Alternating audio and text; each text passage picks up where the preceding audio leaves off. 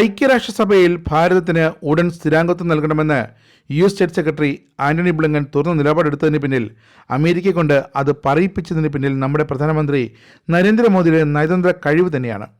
അതുകൊണ്ടാണ് ഭാരതത്തിലെ മുഖ്യമന്ത്രിമാരും രാഷ്ട്രീയ പാർട്ടികളുമടക്കം മോദിയെ അഭിനന്ദിക്കുന്നതും. പ്രധാനമന്ത്രിയുടെ സന്ദർശനം ആഗോളതലത്തിൽ ബ്രാൻഡ് ഇന്ത്യയെ കൂടുതൽ ഉയർന്ന തലത്തിലേക്ക് എത്തിച്ചുവെന്നാണ് UP മുഖ്യമന്ത്രി യോഗി ആദിത്യനാഥ് പറഞ്ഞത്. ഇന്ത്യക്ക് മേലുള്ള ലോകത്തിന്റെ വിശ്വാസ്യത വർദ്ധിപ്പിക്കാൻ പ്രധാനമന്ത്രിയുടെ സന്ദർശനം സഹായകമായെന്നും യോഗി ആദിത്യനാഥ് പറയുന്നു.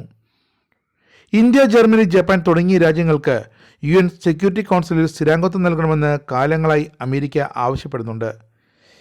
ഈ രാജ്യങ്ങൾക്ക് സ്ഥിരാംഗത്വം നൽകുന്നതിനുള്ള ചർച്ചകൾ ഔദ്യോഗികമായി തുടങ്ങി വയ്ക്കുകയാണെന്നാണ് ആന്റണി ബ്ലിങ്കൻ പറഞ്ഞത്.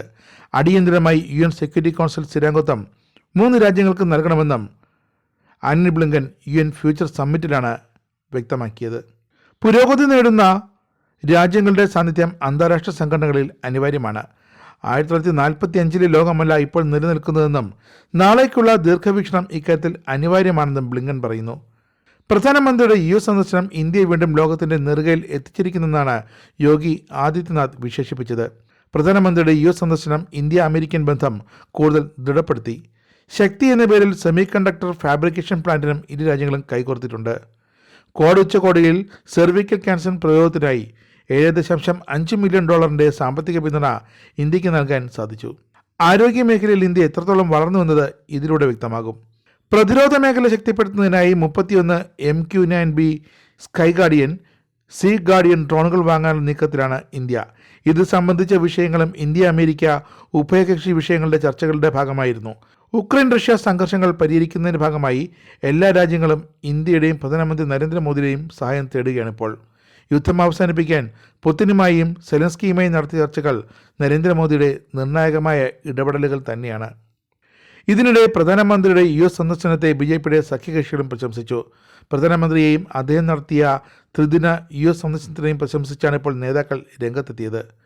ലോകരാഷ്ട്രങ്ങൾക്കിടയിൽ ഇന്ത്യയുടെ സ്ഥാനം കൂടുതൽ ശക്തിപ്പെടുത്താൻ നരേന്ദ്രമോദിക്ക് കഴിഞ്ഞുവെന്നും അദ്ദേഹത്തെ പോലെയൊരു രാഷ്ട്രതന്ത്രജ്ഞനൊപ്പം പ്രവർത്തിക്കാൻ സാധിക്കുന്നത് അഭിമാനമായി കരുതുന്നുവെന്നുമാണ് ആന്ധ്ര മുഖ്യമന്ത്രി ചന്ദ്രബാബു നായിഡു പറഞ്ഞത്. പല രാജ്യങ്ങളെയും ഒരുമിപ്പിച്ചുകൊണ്ട് അദ്ദേഹം ലോക നേതാവായി ഉയർന്നു വന്നുവെന്നും ചന്ദ്രബാബു നായിഡു ചൂണ്ടിക്കാട്ടുന്നു. പ്രധാനമന്ത്രിയുടെ സന്ദർശനം ഇന്ത്യയുടെ മുന്നേറ്റത്തിന് കൂടുതൽ കരുത്ത് പകർന്നുവെന്നും ഭാവിയിലേക്ക് ഇത് വലിയ രീതിയിൽ പ്രയോജനം ചെയ്യുമെന്നും ബീഹാർ മുഖ്യമന്ത്രിയും JDU അധ്യക്ഷനുമായ നിതീഷ് കുമാർ പറഞ്ഞു. ലോക നേതാക്കളും ലെ ഇന്ത്യൻ സമൂഹവും അദ്ദേഹത്തിന് നൽകിയ സ്വീകാര്യത തെളിയിക്കുന്നതാണ്. പ്രധാനമന്ത്രി എപ്രകാരമാണൊരു ആഗോള രാഷ്ട്രതന്ത്രജ്ഞനായതെന്നും പ്രവർത്തനത്തിൻ്റെ മികവിൽ അദ്ദേഹം എത്രത്തോളം മുന്നോട്ട് പോയെന്നും ഒരിക്കൽ കൂടി തെളിയിക്കുന്നതാണ് ഈ യാത്ര എന്നുമായിരുന്നു ശിവസേന നേതാവും മഹാരാഷ്ട്ര മുഖ്യമന്ത്രിയുമായ ഏക്നാഥ് ഷിൻഡെ പറഞ്ഞത്. ഇന്ത്യയുടെ പുരോഗതിയിലേക്കുള്ള യാത്രയെ ഇത് ശക്തിപ്പെടുത്തുമെന്നും ഏക്നാഥ് ഷിൻഡെ പറയുന്നു.